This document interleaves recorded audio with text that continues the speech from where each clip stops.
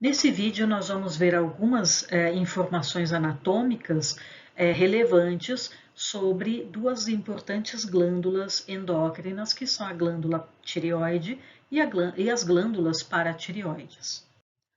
Quando nós falamos da glândula tireoide, é importante que a gente entenda que ela está posicionada junto a importantes estruturas vasculares e a estruturas do sistema respiratório, basicamente laringe e traqueia. Então, são estruturas cervicais que se posicionam abaixo do ocioide, mais profundamente a musculatura, a parte da musculatura do cervical e, obviamente, da pele e do tecido subcutâneo, e nós vamos então encontrar que essas estruturas, por exemplo, relacionadas ao sistema respiratório, nós vamos ver parcialmente aqui a cartilagem tireoide e um pouquinho aqui da cartilagem cricoide, e abaixo delas há os anéis traqueais, formando a traqueia. O que é interessante?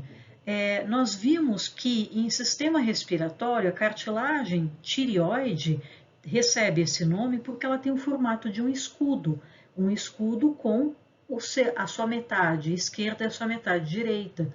E o que a glândula tireoide faz? Ela tem a mesma característica, ela forma novamente um escudo com uma porção à esquerda e uma porção à direita. E o que é interessante? Então, quando nós vemos a glândula tireoide, nós vamos ver que ela está na linha média do pescoço, mas com um lobo esquerdo e um lobo direito e um lobo esquerdo, unidos por um tecido comum, um tecido que também é glandular, chamado de istmo, e que, na maioria dos indivíduos, apresenta essa característica extremamente vascularizado, e em alguns indivíduos existe uma variação anatômica, existe uma projeção de um dos lobos, formando então esse pequeno braço glandular que sobe anteriormente à cartilagem cricoide e anteriormente à cartilagem tireoide. E esse pequeno tecido glandular é chamado de lobo piramidal. É uma variação anatômica que pode ser encontrada, às vezes mais curto, mais longo, às vezes ele pode chegar até essa porção bem superior aqui da cartilagem tireoide. O que é interessante é que, de novo, ela não abraça completamente a laringe e a traqueia. Ela apresenta apenas esses lobos, né, um à esquerda e outro à direita, unidos por esse istmo que é anterior à própria traqueia.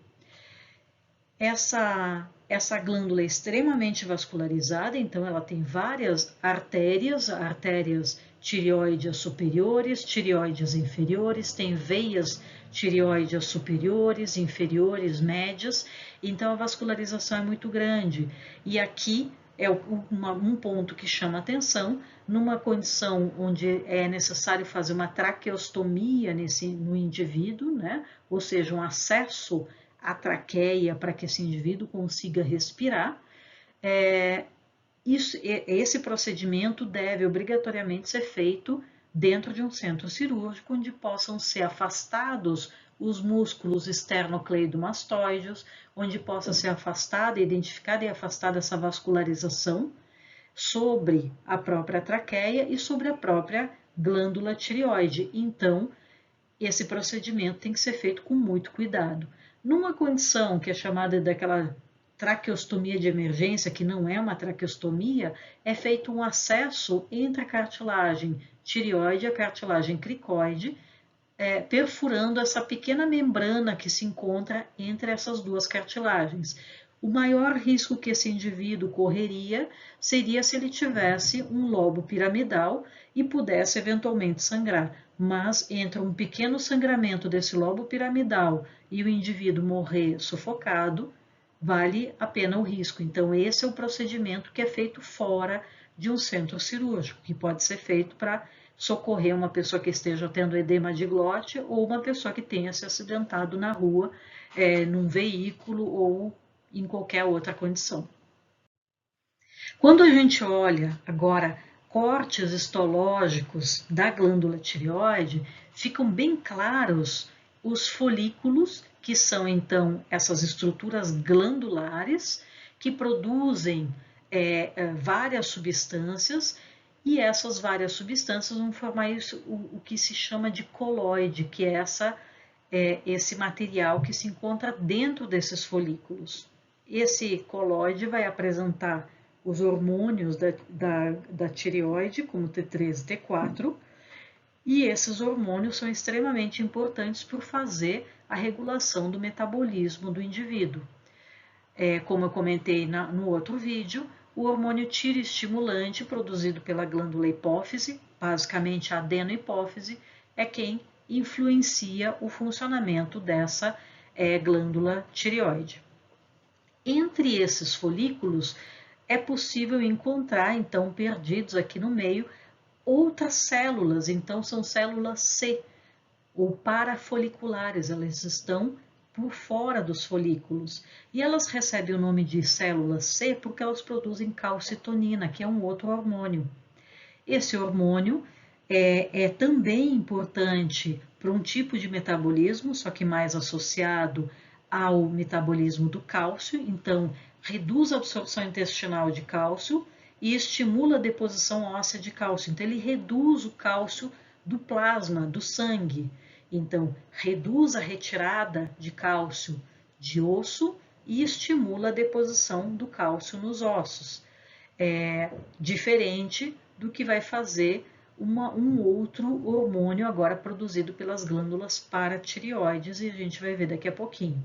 Então, no caso do indivíduo ter que fazer a remoção da glândula tireoide por conta de um tumor, tem que se sempre pensar, não pode só repor este hormônio T3 e T4, mas tem que se repor também a calcitonina, ou tem que se tomar cuidado também com essa calcitonina.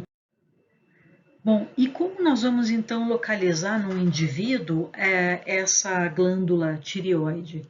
Então, a glândula tireoide, ela vai ser localizada tendo em mente a posição do osso ióide, dos músculos esternocleidomastoides, de como a gente identifica a cartilagem tireoide, como a gente identifica a posição da traqueia, e a partir disso, desse triângulo ou dessas informações, a gente consegue entender a posição da glândula tireoide. Então, que ela se posiciona posteriormente aos músculos esternocleidomastoides, ela se posiciona lateral e inferiormente à cartilagem tireoide.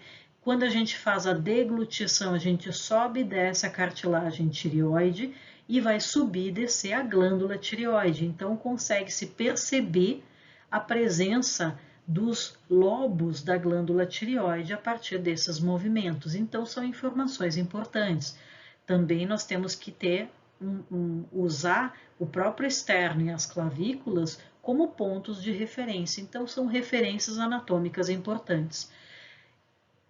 A glândula tireoide pode ser palpada e a partir dessa informação, nós vamos ter a necessidade ou não de fazer uma avaliação mais acurada dessa glândula, por exemplo, a partir da percepção de que existe alguma formação de um nódulo, que seria, por exemplo, a formação de um tumor num dos lobos da glândula tireoide, por exemplo.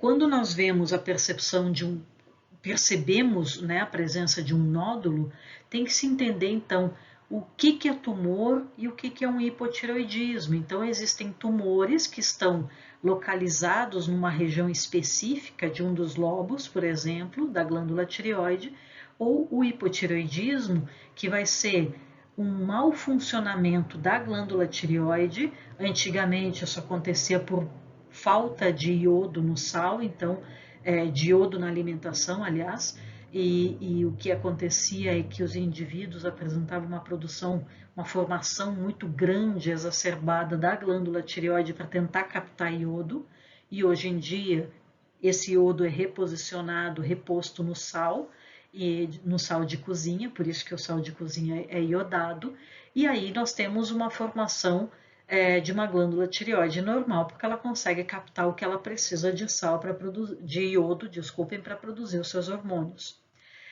O indivíduo com uma formação exagerada da glândula tireoide, seja porque toda ela é um tumor e isso é mais difícil, ou porque ela realmente tem uma disfunção e ela precisa aumentar de tamanho para conseguir fazer o seu funcionamento, tentar funcionar adequadamente, nós temos essa condição de hipotireoidismo. E antigamente se percebia a presença do bócio, que era um aumento exagerado da glândula, então havia esse aumento exagerado na região cervical do indivíduo como um todo, tanto numa vista anterior como numa vista lateral, percebendo esse exagero do tamanho dessa glândula. Uma outra condição relacionada à formação de tumores da glândula tireoide é não um mau funcionamento para menos, mas é um mau funcionamento para mais, é uma produção exagerada de hormônios da tireoide, principalmente T3, T4. Então, o metabolismo é extremamente exagerado, a pessoa começa a perder peso, ter taquicardia, tem uma série de alterações físicas, e uma das condições, das constatações mais interessantes que chamam a atenção é, às vezes se observa um aumento da glândula tireoide e os olhos, eles se tornam saltados, então um olho normal, no indivíduo com a tireoide funcionando normalmente, e aqui do indivíduo com hipertireoidismo. Então, esse indivíduo apresenta o que se chama de exoftalmia, ou seja, o olho saltado ou olho esbugalhado. Então, nós vamos ter esse tipo de visão. O olho fica saltado para fora, exatamente como um dos sintomas do funcionamento excessivo da glândula tireoide.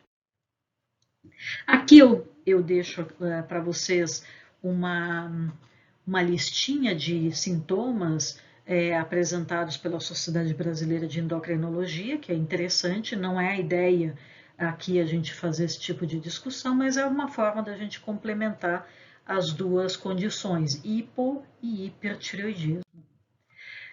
Quando a gente olha agora as glândulas paratireoide, nós estamos falando de glândulas que estão normalmente presas aos lobos da glândula tireoide, normalmente numa vista posterior. Então, quando eu vejo aquele lobo esquerdo e aquele lobo direito ligados por um istmo numa vista anterior, numa vista posterior, eu já vejo aqui a traqueia, aqui o esôfago, né, a faringe, na verdade, aqui seria o esôfago, ele foi cortado, e aqui se vê um pouquinho da porção mais posterior do lobo esquerdo e do lobo direito da glândula tireoide. E o que se pode perceber? Nessa vista posterior se consegue encontrar de 2 até 6, na maioria dos indivíduos, botõezinhos muito pequenininhos, eles têm uns 4, 5, 6 milímetros, colocados, posicionados externamente ao tecido glandular. Então, eles têm um vasinho próprio, eles estão normalmente presos nessa face posterior dos lobos da glândula tireoide. E então, eles também vão produzir os seus hormônios e esse conjunto é chamado de glândulas paratireoides, porque elas estão junto das glândulas tireoides.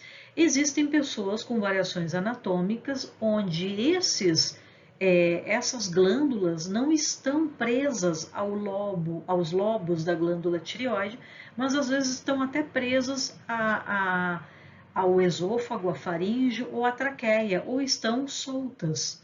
Isso, num caso de uma necessidade de cirurgia para remoção da glândula tireoide, facilita o trabalho, porque essas glândulazinhas conseguem ser mantidas no indivíduo e elas continuam funcionando normalmente.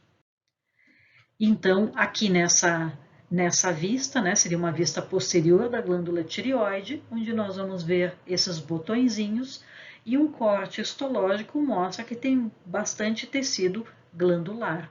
E o que esse tecido glandular produz? Principalmente o hormônio paratireoide ou paratormônio. Esse paratormônio, ele aumenta o cálcio plasmático, então enquanto a calcitonina reduz o cálcio plasmático, o paratormônio aumenta, então ele aumenta a absorção de cálcio a partir dos ossos, absorção intestinal de cálcio, ele também ajuda a regular o nível de fosfato, aumentando, então o órgão-alvo vai ser osso, intestino e rim para reabsorver, intestino para absorver e ossos para remover do osso. Então, o que ele quer é botar cálcio e fosfato no sangue. Então, nós vamos ter essas regulações.